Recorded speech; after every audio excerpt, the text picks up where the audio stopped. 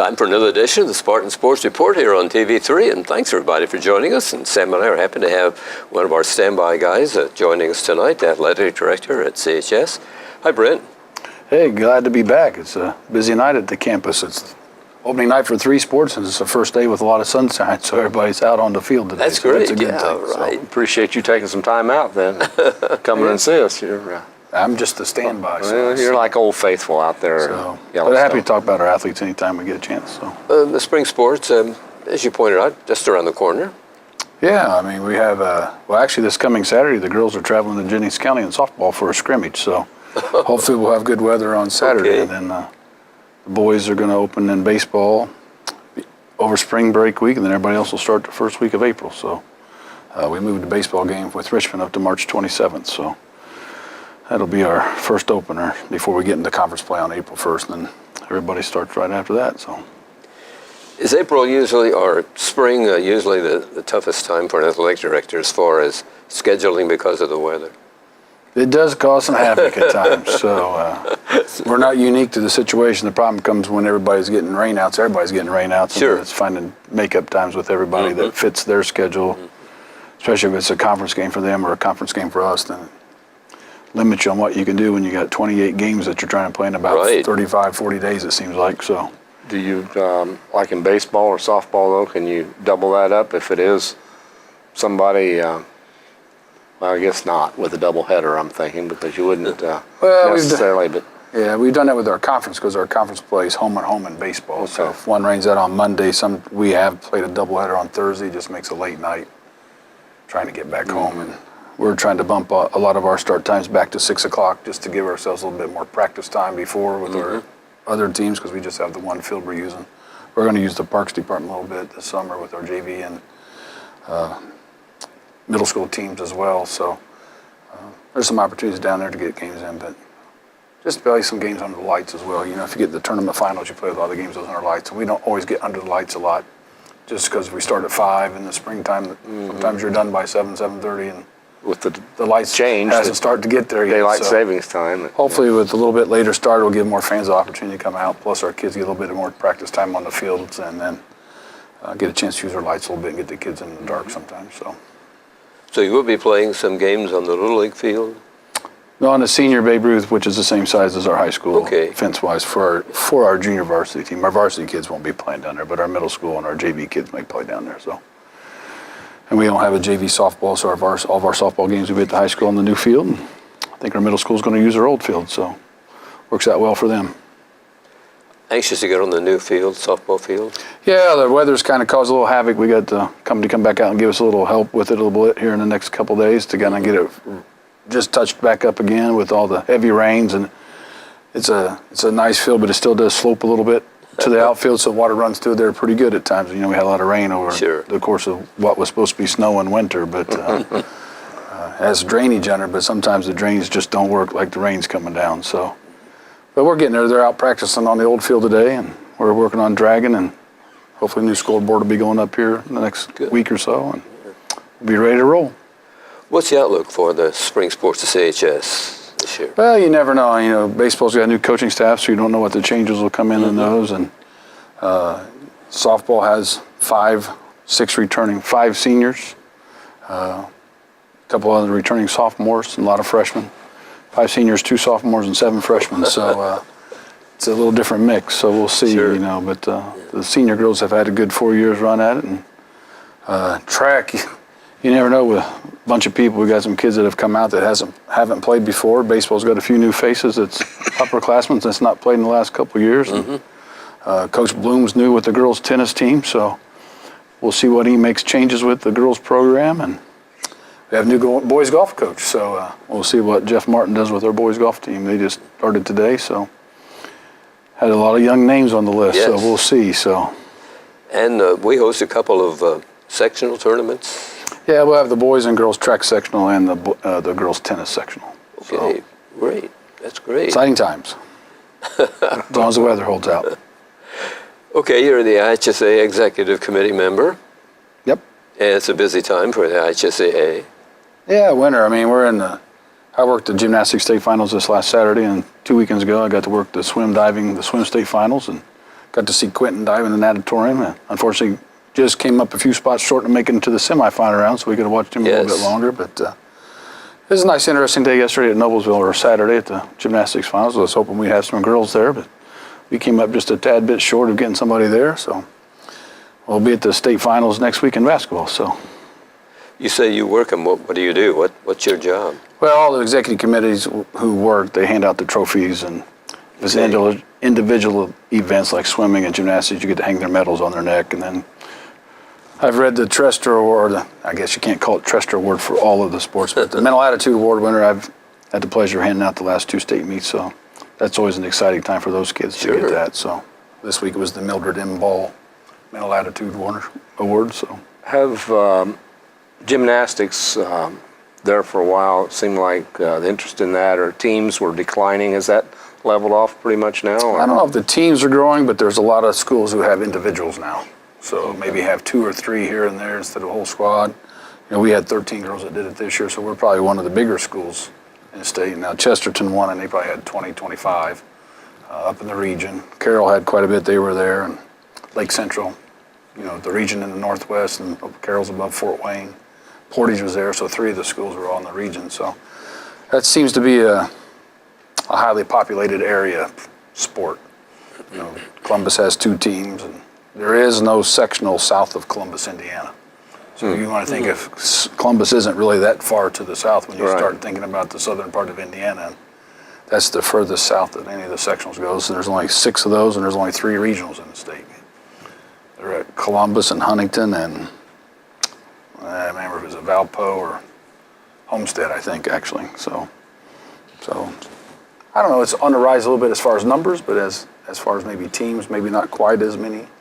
We've been hanging in that 60 to 70 range for a while. So but the numbers have increased in the last couple of years of girls doing it, but I just don't know if it's teams or individuals coming in and out. You have to give Joanne Borders a lot of credit for the success here at Connersville in gymnastics, right? Yeah, Joanne's done a great job over the last 36 years or 35 years, or however long she's been doing it. But, you know, even from when she started and we won the 3 in 87, 88, and 89, even the amount of time that those kids put in, the sport has changed so drastically in the last 30 years. And, you know, unfortunately, it's one of those sports that with your body change, you can't just take time off. And, you know, having experienced that with my own daughter, knowing that how much they grow from the time they're 8 years old to the time they're 18. And if they don't stay in that gym and work at it, it's really hard to stay up with your skill level. But she gives them every opportunity in the world to come in and work out, and she's there about every day from 4 to about 9:30. So she puts her time in. I told her one time, if you ever saw the movie Teachers, she's going to die in the gym, and she said, "You're probably right." Just like the one that the history teacher died in the back of the classroom reading this newspaper. But she said, if that's where I meet my maker, I'm okay with that. Doing what she loves to do. I think that's where anybody would like to go if you're going to go. But I just joked with her that. And she said, "Oh, you're probably right. This is probably where I'll be when it's time for me to go." So. And the youngsters really have to start early, don't they, in that Yeah, sport? she has all kinds of, I know, just speaking from my own experience, my daughter was in the gym sometimes she could crawl. So they can start competing at 4. I don't think, it used to be 6, but now it might be 5. But so you used to be 6 years old to start actually competing. So there's a lot of little ones out there all over the state. My wife was at a meet yesterday with her, and seeing her, my wife were in Madison yesterday, and there was 192 girls competing yesterday at gymnastics meet. So for not being a growing sport, there's still a lot of girls that do it through like AAU. Now, of course, a lot of those kids are smaller, so as they get older, the numbers, just like typical, get a little smaller and get a little smaller the higher up you go in levels, but because it takes a lot more time and a lot more practice. So. And then don't we host a sectional each year? Yeah, we always host a sectional, and then every once in a while we'll host a regional. If Columbus East gets the boys basketball sectional, then we'll take the regional off their hand because it's on the same weekend as the boys basketball sectional. So. And the regular meets are at the gym at CHS, but you moved to the bowl for the sectional. Yeah, we have everything in the gym at the high school except for the sectional. Just I don't think there would be enough seating for our girls that compete because there's anywhere from 10 to 13 teams, so to speak, that come in. So depending on how many places to put the girls plus all the fans, I don't think there would be enough seating area in the top to keep them because we can't put them on the bottom enough to get the bleachers out with all the equipment on the floor at the high school. So the bowl's a better setup for us. It takes a lot of equipment, too, for gymnastics, doesn't it?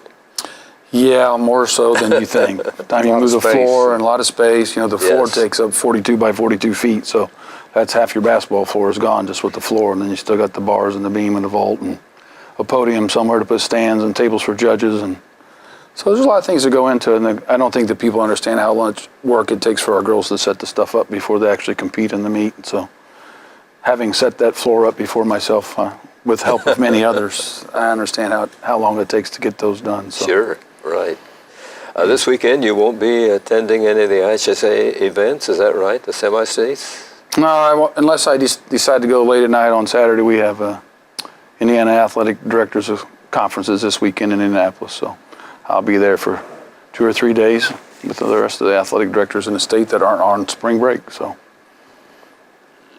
What do you do? Oh, they have lots of things. They have Cracker Barrel sessions where you talk about the IHSA stuff. I don't know what's going to be in the sessions yet because I haven't seen the Cracker Barrel list. But you can take classes, learning, training classes, if you want to call them that, but on the law, hazing, how to promote your program, Title IX stuff, how you should not do gaming, gambling, and what you got to do if you're going to do 50-50 or raffles or anything you want to talk about.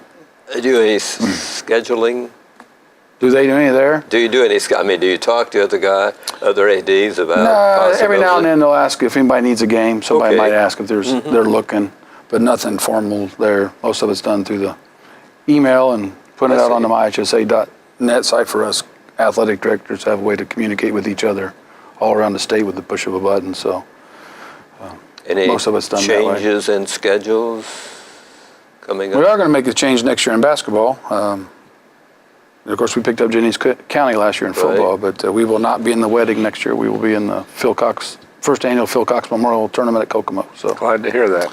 December 27th and 28th, I think, are the dates, and we'll get more information. I can't say too much. There might be a little change in venue with football coming up in the fall, but we don't have a contract yet, so still under wraps. So stay tuned for more information about that one. How many teams at the Phil Cox thing? You don't have to mention names. There will be 8. I know Jeffersonville's coming, Kokomo, Hamilton Heights, Eastern, which is right outside of Kokomo.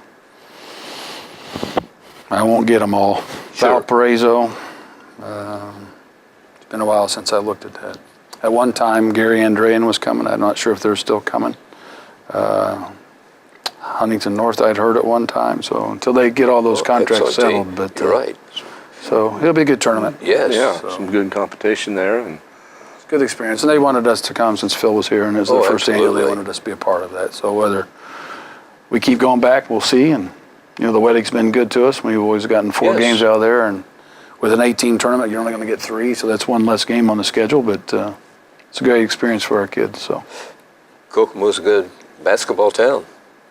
Yeah, the Splendid Splinter and many others for you folks who know who the Splendid Splinter was. But is that from Jimmy Rail. Are you from that area? I am from around that area. You're from that area. Okay. Just one county to the east. So, but anyway, it's good basketball over there. Basil went from here to there, and had some success. And well, I know there will be police that have Connorsville there, but it's because, as you say, the connection with Connorsville and Phil. Yeah, and that was important to them for us to come the first year, and we were just happy we could get it worked out and here's a fellow have the opportunity to go over there. #1 basketball, sang the national anthem at the championship game. Unfortunate loss for all of us. So. yeah, he put us on the map. Absolutely, right. Yes. So the 27th and 28th. I believe those are the dates. Thursday and a Friday. Friday, Saturday should be. Same dates as the Spartan Classic. So I probably won't be at the basketball game, but I'll be running the Spartan Classic with 32 wrestling teams. So. You look forward to that every year, I can tell. It's a good time. I know. Once you get in there, if you like wrestling, it's a good place to be. So, knock on wood, it's gone well, and the teams and the kids have been cooperative, and the coaches have been cooperative, and things have run smooth, and all the table help's great, and as long as they keep coming back. And they must like it. They come from all over the state.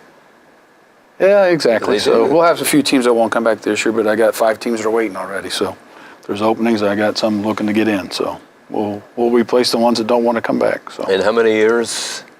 I think next year is year 47, if I remember correct. Now, it didn't start with 32, but it's developed into 32. I think Mr. Cirque started it, so way back in the day. That's a great event that all the wrestling teams I know look forward to. Yeah, I think a lot of them come and enjoy it, and then most of them keep coming back. There'll be a few that change every 4 or 5 years, but that's going to be natural. So Good for the community. Brings a lot of people in. absolutely.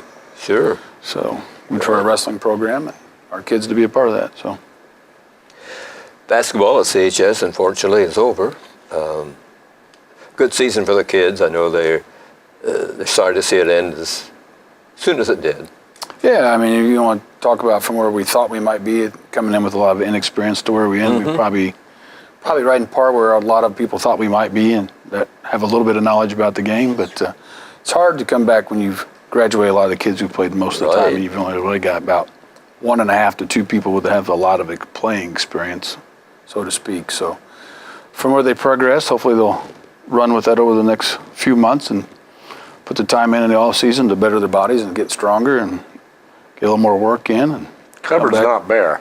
We got some pretty good guys coming back. yeah, I mean, we're Sure. we're only graduating Dylan and Noah from the boys Right. program, and a lot of kids coming back. So unfortunately, there could be some tough cuts next year. You don't know when you got a lot of underclassmen that are coming back. There's not always a lot of spots. So Going to be a battle for positions. internal on that team. competition is not a bad thing. The coaches, every coach's dream, isn't it, to have? Well, I think something it's that- nice to have that friendly competition amongst your Sure. kids inside, because it makes your program better when the Oh, guy behind you is absolutely. nipping at your toes and wants your job and you're working to keep your job. So if you're always better than the person behind you, it doesn't take a lot of effort. So hopefully there's a lot of good competition. And I know with all of our programs, that's what our coaches strive to get to. So Regionals were Saturday, of course, and here's how some of the teams did. Teams that the Spartans played during the season.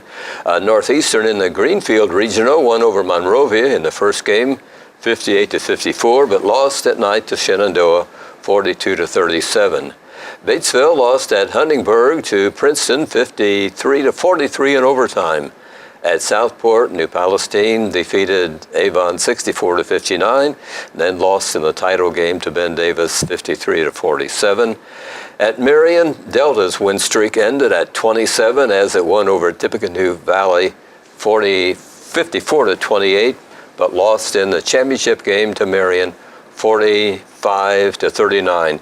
Must have been a tough loss for the Delta guys.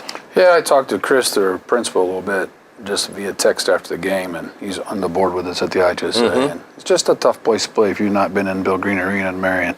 Okay. You're playing on your sectional floor, then you're turning around and playing the regional on your home floor, so that's a distinct advantage for the Marion. Sure. But they've always got a good program, really great- basketball tradition. Great so, season. The reason we kind of talked to it because of their coach, Union County. Detweiler. He was there and moved on to Delta, and they're on the Spartan schedule, and it's nice to see them have that kind of success. Yeah, we thought when, Delta's had some good teams in the past, kind of in the late 90s, early 2000s, they had some really strong teams, but I figured with Detweiler going up there just as much as he turned Union County into a consistent program, he would be able to do the same thing when he got there at Delta. Yes. So that's a positive thing, but also it's a bad thing. So And depending on how the numbers come out with reclassification, whether we would go north or go south, that could possibly be a sectional opponent sometime. yeah, you don't know. I mean, Sure. the volleyball lines come out, and volleyball has dropped from 4A to 3A. We're the second largest 3A school in volleyball, but that doesn't mean it's going to mean anything when the winter time comes out. Boys soccer stayed at 3A. There's only 3 classes in boys soccer. And girls soccer's at 2A, which they were last couple of years. Just not as many programs with girls soccer in the state. So there are 3 classes, but we're in the second class. And football is right in the middle of 4A, still a football. So we'll find out about basketball when April rolls around Yes. towards the end, and then we won't find out about baseball and softball till next August. So Okay. Here are the matchups for this Saturday semi-states. In Class A, Bar Reeve plays Bloomfield, and Fort Wayne Blackhawk Christian plays Lafayette Central Catholic. In Class 2A, Frankton plays Gary Andrian, and Linton Stockton meets Shenandoah. In Class 3A, Merriam plays Culver Academy, and Silver Creek takes on Crispus Attucks. And in Class 4A, Carmel meets Penn, and Center Grove plays Ben Davis. And then the winners play in the state finals a week from Saturday at Bankers Life Fieldhouse in Indianapolis. The 4A game, Ben Davis team, they have one big young man in the center, and he controls a lot of games. I mean, I think if you got those big guys, you got to learn how to use them. Then you're trying to defend them, but when you try to defend somebody that's big, yes, if you don't have that same quality, it takes away from the rest of he was a good player. I was impressed with him as the way he played. I mean, they'll be a tough team to beat in 4A. Yeah, they always are. They're going to be athletic. They're going to be long, and they're going to be strong. And Coach James has done a good job always there because Coach James has moved on to Beech Grove and Perry Meridian. So we'll see how things shake out. You just never know. And everybody had Romeo walking through the state finals last year at New Albany, and that didn't pan out very well. So That's why we play it. yeah, if we could just draw it up on paper, we'd be a lot better off sometimes than putting the ball in the kids' hands. So, but Conroe will be a strong force in 4A also, I think. yeah, they're by far. I was just looking the other day. They're 800 and some students larger than the second biggest school in the state. Over 5,000, aren't they now? 5,286. So I just happened to look at that number. We were looking at something at the state gymnastics meet, and the next biggest school's only 4,400. So Only they're almost- 4,400. But they're almost 1,000 bigger than the second biggest. That's amazing, isn't it? And it's amazing the 4A class goes from that 5,200 down to right around 1,000. Right. Yes. Right around where we would be, but And from the 3A But down that's to the 1A, okay. there's less than 800 people probably. Or Right. Less than 900 difference. So. But I look at the 4A like the old single class because you have the Davids and the Goliaths there. Sure. That, it's more like that than the other three classes. Sure. And I've heard, I see it all the time, social media saying, well, we need another class and this and that. I don't think we do, but I hope we wouldn't go to that. Football has 6, but some of that has to do with numbers and size. There's definitely a distinct advantage when you got 11 football players that are 6'6" and bigger. So, and the numbers to pick from. So in football, so basketball, if you can get 4 kids or 5 out of a class, you got good numbers. So. Who makes that decision as far as classes are concerned? Is it the IHSAAs? They would have to decide on if they ever wanted to up classes. And a lot of times it would be the Coaches Association coming, I see.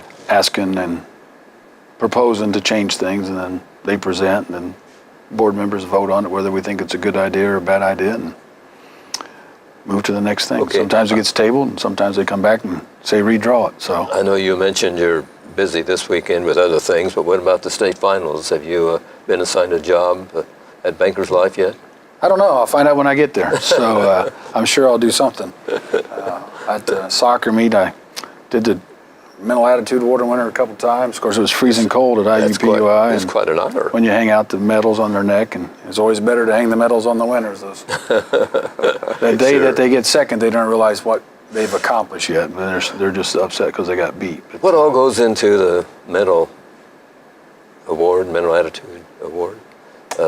and principals and coaches have to nominate a senior, or can nominate a senior. Then Okay. the people that are working at the state finals read through all the applications, and we vote on which one we think should Usually a be the winner. youngster, high academic standard. Yeah, it has to do with academics, their Yes. scholarship, their service, their community, their place in what they've done in the sports. So it's got a certain percent for each thing you look at. So, and we try to weigh who's the best option. Sure. So It's quite an honor. we vote. We don't always agree, but the one who has the most votes is the one who gets it. So, but Okay, That's kind of the American way. Huh? it seems to be. Yeah. Seems to work out okay. And some kids do a lot more things outside of just sports than most people realize. And Yes. those are the well-rounded kids that do a lot of things. I had a young lady from Chesterton won the Mental Attitude Award winner this weekend, and they're always thrilled and excited. It's always a shock that they actually win, because I'm sure they don't think in their own brain that they deserve the award. And she had a good resume. And they usually bring their mom and dad out with them, don't they? Yep, parents can come out once they're announced, and they get their Right. picture taken. Farm Bureau donates $1,000 to their school scholarship in their name, and as of yesterday, there was $860-some thousand been donated in scholarships since they Gee. started. So Wow. to all the schools. So. You mentioned it was called the Trester Award, or it still is. Well, I haven't given out the. the basketball. I assume the basketball one is still the Trester Award, but Do you know the history behind that, why it's I called have that? not looked there. I'm sure Arthur Trester was some player at some point in time or some big league in the state. So, as Mildred M. Ball, she was on the IHSA executive committee as an assistant commissioner forever in charge of gymnastics. So, and now she works within it, the National Federation of High Schools. So, or did. Now Teresa Wins is doing it, but so that one's named after her. So, I read some place where the shot clock is raising its ugly head in high school basketball. There are some states that already have it. Okay. So I don't think Indiana's on board with that yet. No, I don't. Any coaches I've talked to don't want to mention. Well, personally, for me, I think it's just, and sometimes the better athlete will win out, and not necessarily the best basketball player. And currently with our style, the shot clock wouldn't necessarily always be in our favor. Nor would have been when Basil here, and everybody loved Basil until they booed him because he didn't like his style. But but it wins. If you think about styles, you can look at, down at Lagodi forever. Jack Butcher ran the same 37-32, 27-25, and one of the winningest basketball coaches. Well, J.R. Holmes just went past him, I believe, at Bloomington South. So it is in effect in some high schools in the nation. Certain states, yep. Is it? Any nearby states? I don't know. It was just a random talk at the national conference in Chicago this last year. Okay. We were all sitting at our table. We were all from Indiana, and we were like, we're not listening. We're not interested in just having wondering a shot how it was clock. working out. And I don't know. Where do you put the time and where do you put how much? One person said to me, well, you can put a minute on the clock. And I asked, well, how many schools actually hold it for a minute anyway? Right now, sure. Very few to Can begin hold with. it for that long. Correct. So what's the fine number? I don't want to be a 24-second clock like the NBA. yeah, right. I'm not so sure what is in college now. 30. That's almost too quick sometimes. So, time you figure if you get pressed, you only got 10 seconds to get across, and then you only got 20 to figure out what offense you're going to run. And so, just speeds the game up, and not everybody can play. It takes away the art of basketball. Right. Yes. I agree, and everybody's always wanting to speed up the game. They did that. The double bonus was supposedly to speed up the game. It hasn't sped up the game at all. You still, if you're behind, you're still going to foul and try to get the ball back. True. It's probably actually slowed it down because now you have get two shots. Two shots. Maybe you might miss the first one, and you get the rebound and go. So it is. Everybody's got the pros and cons. Quit tinkering with the game. Somebody always thinks they have a better idea than Naismith. So When you guys get together, I think you should discuss kids raising their hand when they're fouled. we have. Okay. They can't remember when that went away. Well, I mean, it just would be It's easier for the announcers. It certainly would be. And Yes, it would be. everybody around. And I don't know why. When I actually asked that question, and Sandra Walters, who's in charge of girls basketball, she didn't really know why that went out. But I don't it's been know a either. while. It just disappeared. Just one of those things. You got to adjust with the times, Fran. We had to adjust the last couple of years. The officials used both hands to put the numbers up, put whoever the foul was on. Right. It used to be they used to use one hand. So Yes. and I kind of like that now that I've gotten used to watching them. The first year, it's a little strange, but As long as we keep our numbers under 55 like they have to be, single-digit numbers, so you can't have a 72 in there. So yeah, I don't think that'll ever get here, but you never know. pros have done it. But Oh, yeah. yeah, It's hard to put 72 up with two hands. So. yes. Well, Coach, as always, we're happy to have you join us, and you're doing a great job at CHS. I appreciate it. The athletic job, and I know Shane is a big help, and Amanda's a big help to you. And Brian Edgecombe, take care of our fields and our facilities. Yes. He does a lot of Very behind-the-scenes important. work that nobody knows is done. Yeah, so. he's the earliest guy there, and the last one away, I think, isn't he? Well, he left at 6 o'clock this morning. The state borrows some of our gymnastics mats for the state meet. So Yes. I went to get him Saturday, and the rain and the wind didn't allow us to get him, so he took the truck back up this morning and got there at 8 o'clock at Noseville to load him back up and bring him back home. So their football team helped load him up today for him, so he didn't have to carry him. So Okay, everybody, thanks for watching this edition of the Spartan Sports Report here on TV3, and good night.